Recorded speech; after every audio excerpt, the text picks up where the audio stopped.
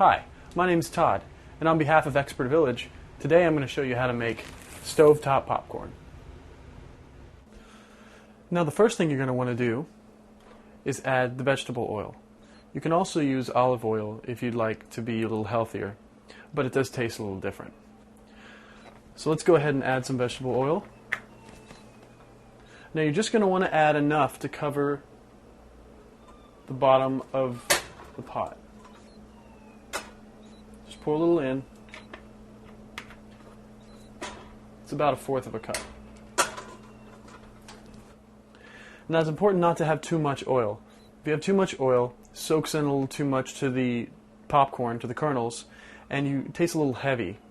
It's also important to have just enough, because if you don't have enough, the popcorn will burn easier. So having this much will allow us a little bit of leeway if we leave it on just a few seconds too long.